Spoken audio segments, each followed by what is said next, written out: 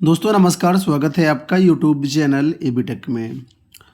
आज है 1 दिसंबर 2024। जान लेते हैं आज की महत्वपूर्ण खबरें जो आज के प्रमुख समाचार पत्रों पर छाई हुई हैं और आप लोगों के लिए बहुत ही इम्पोर्टेंट हैं। सबसे पहली खबर यहाँ पर देखिए, अपडेट है कि नए शिक्षा सेवा चयन आयोग के जो कर्मचारी हैं या जो सदस्य हैं उनको 5 महीने बाद मूल वेतन मिला है। भत्ते ना जुड़ने से असंतुष्ट। प्राथमिक से लेकर के एडेड माध्यमिक व उच्च शिक्षण संस्थानों में शिक्षक चयन करने के लिए उत्तर प्रदेश शिक्षा सेवा चयन आयोग क्रियाशील तो हो गया है, लेकिन 8 महीने बाद भी व्यवस्थाएं अधूरी हैं। आयोग में सृजित कर्मचारियों के पदों पर नियुक्तियां नहीं हो पाई हैं। सदस्यों को कार्यभार ग्रहण करने के 5 महीने बाद वेतन मिला, लेकिन उसमें कोई भत्ता नहीं जुड़ा, सिर्फ मूल वेतन प्राप्त हुआ है। इससे उच्च शिक्षण संस्थानों से सदस्य पद पर आए प्रोफेसर वहां की तुलना में कम वेतन मिलने से असंतुष्ट हैं। स्थिति ये है कि अब तक सदस्यों की सेवा नियमावली, वेतन भत्ते, सदस्यों की सुरक्षा व्यवस्था से जुड़ा आयोग का प्रस्ताव शासन में लंबित है। शिक्षा सेवा चयन आयोग अधिनियम 2023 में अध्यक्ष, सदस्यों की संख्या, कार्य अवधि, आयु, अर्हताएं स्पष्ट की गई हैं। इस संबंध में 22 दिसंबर 2023 को विशेष सचिव डॉक्टर अखिलेश कुमार मिश्रा की ओर से जारी विज्ञप्ति में अध्यक्ष व सदस्य पद के लिए देय परिलब्धियों में स्पष्ट किया गया है कि सदस्य पद के लिए वेतन जो होगा 1,47,000 होगा, पर राज्य सरकार द्वारा समय समय पर अनुमन्य किए गए भत्ते अन्य सुविधाएं भी देय होंगी।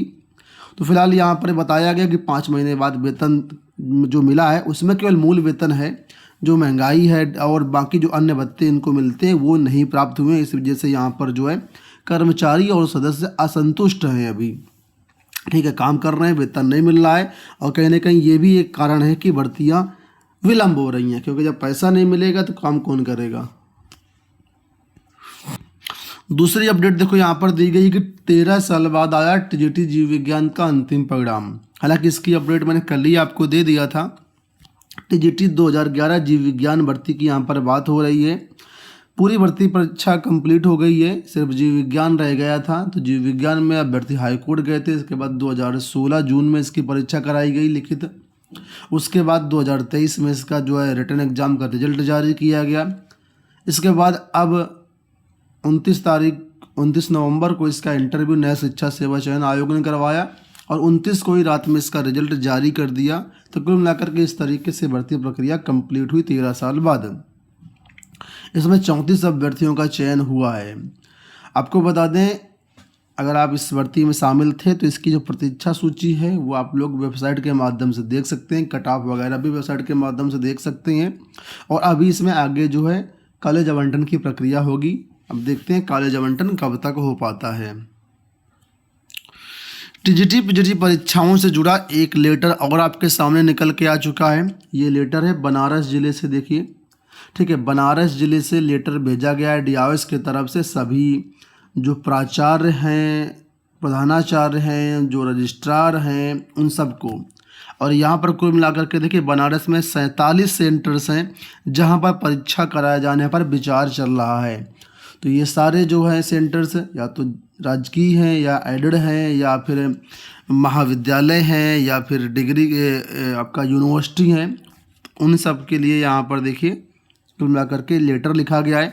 लेटर की डेट आप लोग देख लीजिए, 30 नवंबर 2024, कल की डेट में ही लेटर लिखा गया है।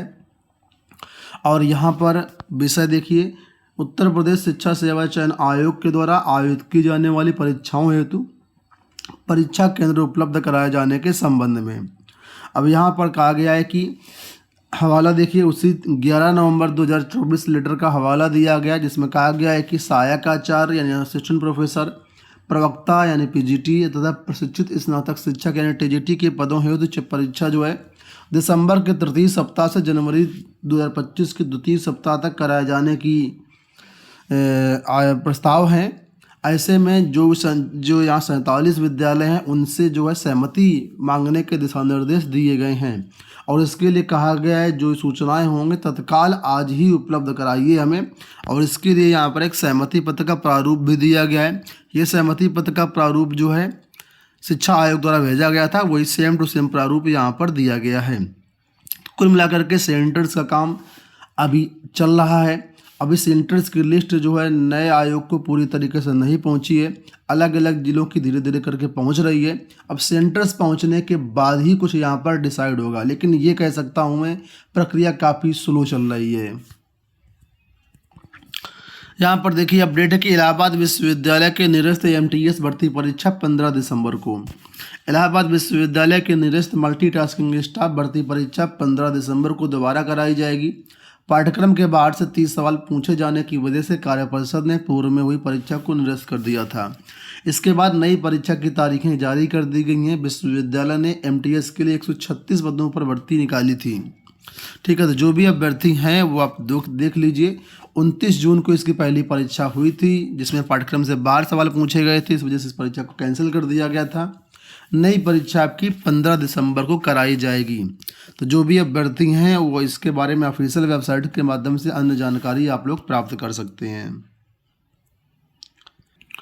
यहाँ देखिए अपडेट की पॉलिटेक्निक वापस करेगा पैसा, खातों का विवरण मांगा। पॉलिटेक्निक छात्रों को पुनर्मूल्यांकन शुल्क का 50% हिस्सा वापस किया जाएगा। निर्णय के बाद भी 50% शुल्क वापस नहीं होने की खबर को हिंदुस्तान समाचार पत्र ने प्रमुखता से प्रकाशित किया था, जिसके बाद विभाग ने पुनर्मूल्यांकन आवेदन करने वाले छात्रों को जल्द से जल्द आधा शुल्क वापस करने की दिशा में कदम उठाया है। तो बोर्ड ने पहले ही 70,000 छात्रों की सूची तैयार कर ली थी, जिसमें 44,000 छात्र छात्राओं के बैंक खाते का सही विवरण मौजूद था, लेकिन 26,000 छात्र ऐसे थे जिनका बैंक विवरण मौजूद नहीं था। बोर्ड ने ऐसे छात्र छात्राओं को बैंक विवरण देने को आखिरी मौका दिया है। जो भी अभ्यर्थी इसमें हैं अपना देख लें और अपना जो बैंक विवरण है वो बोर्ड को दे दें, और इसके बाद आपकी जो फीस है वापसी 50% जो पुनर्मूल्यांकन का पैसा है वो आपको मिलेगा। और इसके बाद जो भी आगे की प्रक्रिया होगी आपको बता दी जाएगी। यूपी बोर्ड से जुड़ी हुई अपडेट है कि यूपी बोर्ड प्रश्न पत्रों की नए सिरे से बनेगी रूपरेखा। यूपी बोर्ड के हाई स्कूल इंटरमीडिएट के प्रश्न पत्रों की रूपरेखा नए सिरे से तय की जाएगी। राष्ट्रीय शिक्षा नीति 2020 के परिप्रेक्ष्य में कक्षा 9 से 12 तक की परीक्षाओं के प्रश्न पत्र का प्रारूप फिर से निर्धारित करने के लिए 15 दिसंबर से पहले 2 दिनी कार्यशाला आयोजित करने का निर्णय लिया गया है। ठीक है, तो फिलहाल ये जो नया रूपरेखा होगी ये बनाए जाने के लिए मीटिंग रखी गई, कार्यशाला रखी गई, लेकिन फिलहाल ये इस साल से लागू नहीं होगी। राष्ट्रीय शिक्षा नीति के तहत अब प्रश्नों के प्रारूप में बदलाव किया जाएगा और ये प्रारूप 2026 की परीक्षाओं से लागू माना जाएगा। ठीक है, हाई ऑर्डर थिंकिंग स्किल पर गंभीर मंथन होगा और इसके लिए कमेटी निर्धारित करेगी। तो कुल मिलाकर के आने वाले समय में 2026 से आपको इसका जो पैटर्न है बदल जाएगा। बिहार से अपडेट है कि शिक्षक अभ्यर्थियों का बायोमेट्रिक मिलान होगा। स्थानीय निकाय शिक्षकों के लिए आयोजित दूसरी सक्षमता परीक्षा में शामिल अभ्यर्थियों का बायोमेट्रिक मिलान होगा। उनके अंगूठे का निशान लिया जाएगा। बिहार विद्यालय परीक्षा समिति ने इस संबंध में सभी जिला शिक्षा पदाधिकारियों और जिला कार्यक्रम पदाधिकारियों को पत्र लिखा है। तो कुल मिलाकर के जो भी बिहार शिक्षक अभ्यर्थी हैं उनका बायोमेट्रिक मिलान होगा और 4 से 8 दिसंबर तक संबंधित जिले कार्यालय में इसका मिलान किया जाएगा, अंगूठे का निशान लिया जाएगा, उसके बाद ही आगे की प्रक्रिया कराई जाएगी।